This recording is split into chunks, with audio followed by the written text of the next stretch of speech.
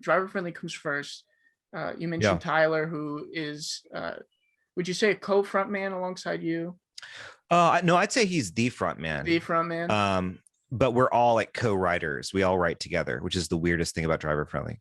Well, Yeah. so I mean, at at what point?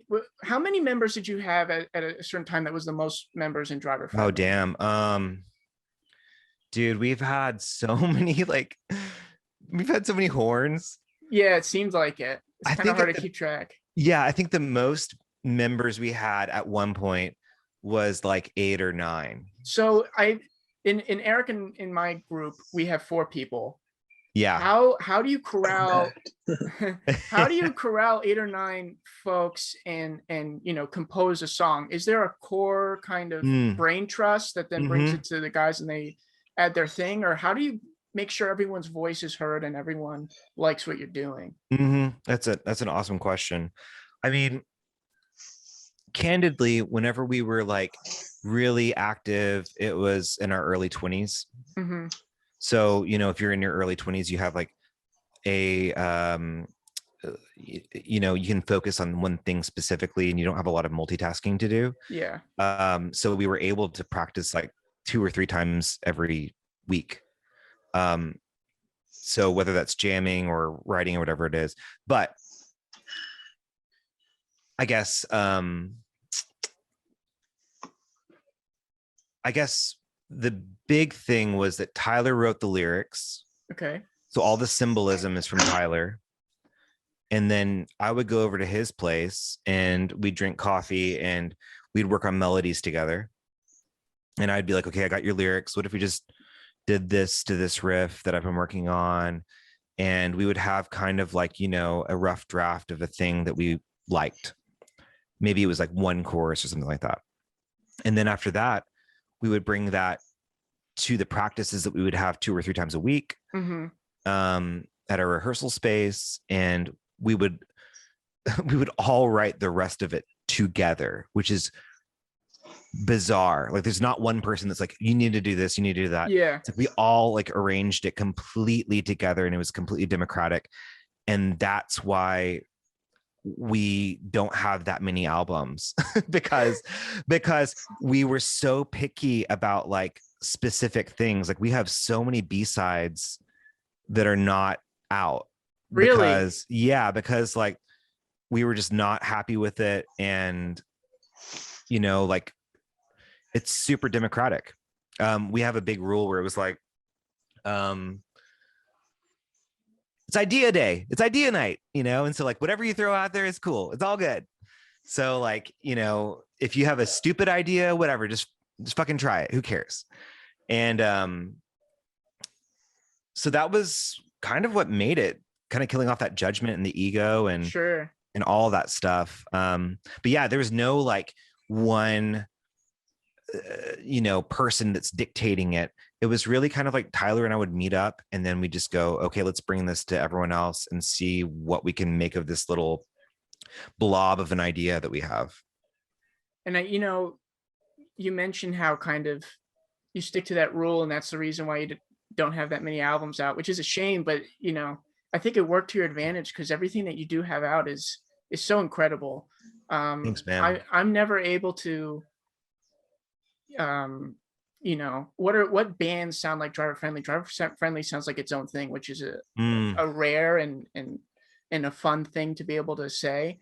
mm-hmm. Um, my favorite part about being a Driver Friendly fan was always when somebody asked me, what's something I should listen to. Driver Friendly was always the best answer because for some reason it seemed like it was the greatest band that not enough people knew about. Ah, it's so sweet. Thank you, man. Oh no, yeah, my What's your pleasure. like what's your era? Like where did you start listening to us? Like what was kind of your album? I got into you when you were with Hopeless, Yeah. which is probably where a lot of people got you because that's kind of your biggest audience. Bury a Mm-hmm. Dream was the first record I came across, and I think the first song that I heard or the music video that I saw was Ghosts, Yeah.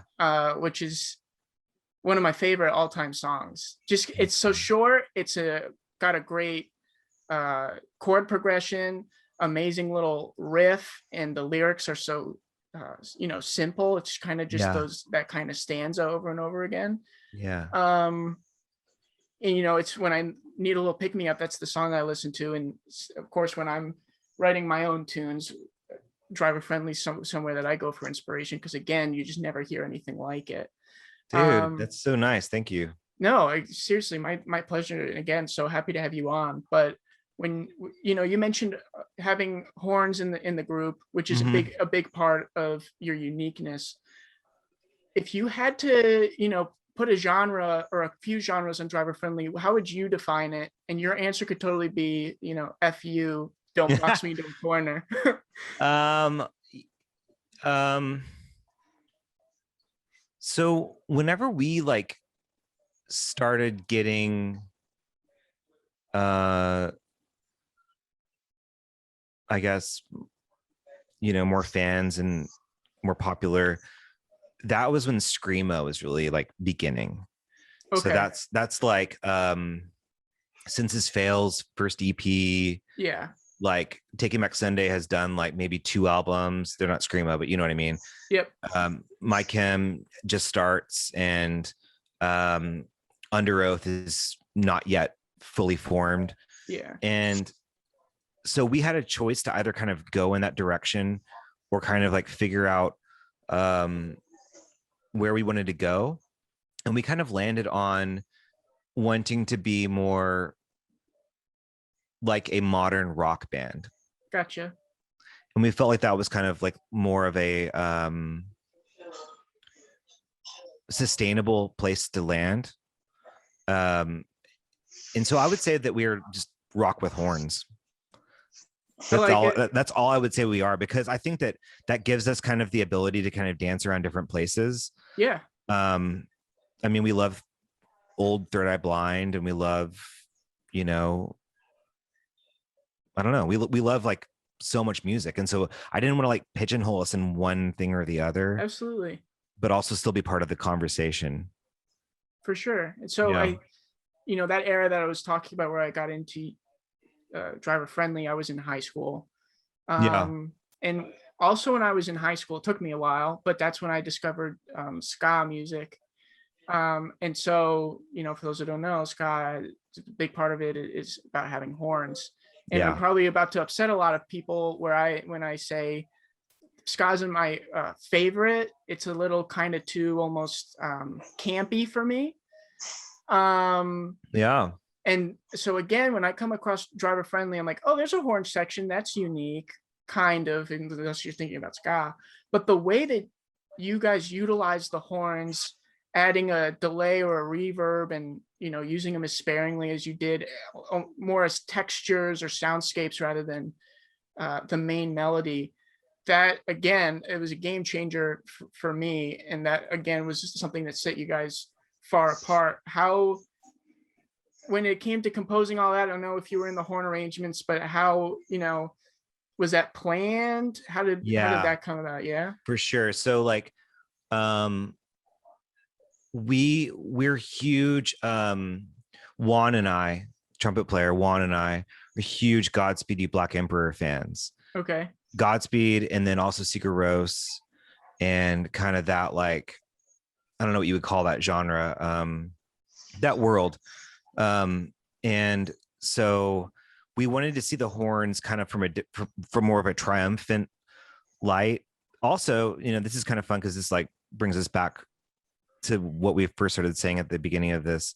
Sure. Bruce Springsteen, like the E Street Band, but the way that they use their horns is like so not ska. Yeah. You know what I mean? No, that's a great point. But we also didn't want to do like the solos, like in Born to Run, Yeah. or is that Thunder Road? We didn't want to do that, so we didn't want to have like horn solos, but we wanted to have like pieces that were hooks. Sure. Um, but yeah, we definitely listened to Less Than Jake and all those ska bands, and we love them for who they are. Absolutely. But we were like, no, that's not us. Like we want to kind of like sound more kind of like a unified, almost like orchestral rock band, I guess. That Where the came through. horn parts are like melodies, that kind of dance like guitar parts or keyboard parts.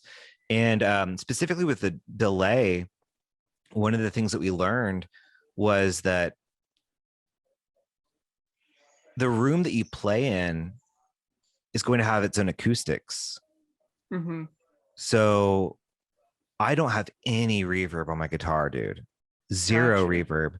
It's a Dr. Z amp, and I just like very much like dry, completely dry. But I do have delay because the delay kind of blankets everything. Yep.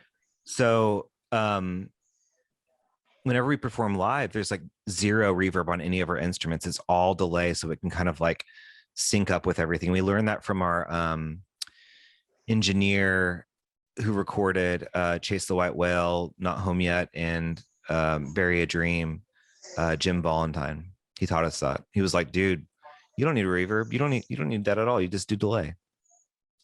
That name, I could be completely wrong. Did he also work with All American Rejects?